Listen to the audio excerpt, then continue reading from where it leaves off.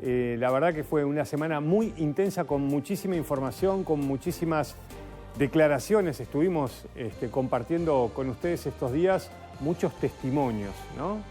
A veces hablan las imágenes, a veces son las palabras, las declaraciones, y la verdad que esta semana tuvimos varias declaraciones fuertes. Estamos cerrando la semana y hoy la verdad que hubo un discurso. Vieron que siempre les digo que el secretario general de las Naciones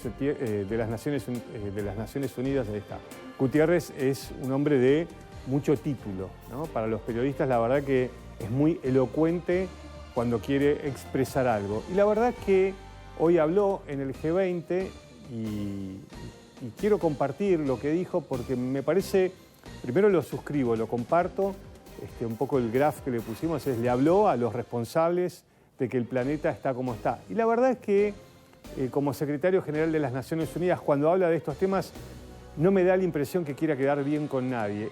Y lo que me entristece es que me parece que está a los gritos y solo, porque no se lo escucha, ¿no? Pero es muy interesante, incluso cuando cierra y habla de cómo se ve a las Naciones Unidas, ¿no? La verdad que es sumamente interesante. Bueno, con esta foto de qué costado estará cada vez más presente, ¿no? Bueno, si lo escuchamos a Guterres, ustedes van a sacar sus propias conclusiones.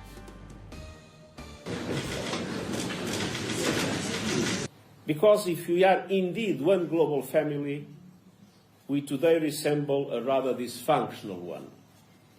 Divisions are growing, tensions are flaring up, and trust is eroding, which together raise the spectre of fragmentation and ultimately confrontation.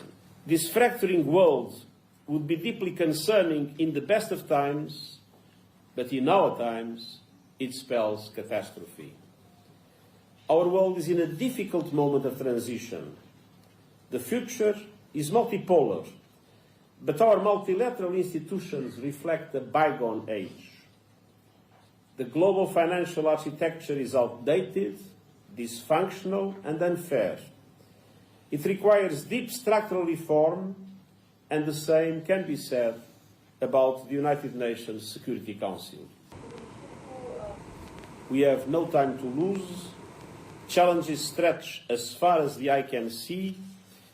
The climate crisis is worsening dramatic, but the collective response is lacking in ambition, credibility, and urgency.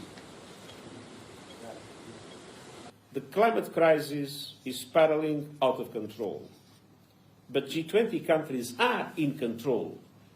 Together, G20 countries are responsible for 80% of global emissions.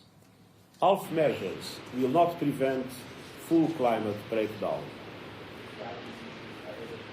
If there is climate change, 80% of the emissions have a lot to do with it. And 80% of the emissions come from G20 countries. So G20 countries must assume leadership. Well, it's easy to blame the UN for what the member states do. But it was not the UN that invaded Ukraine, it was not the UN that created the conditions for this conflict. So let's make things clear. The responsibilities of member states must be assumed by member states, and let's not make the UN the scapegoat of the failures or of the negative actions that are committed by member states.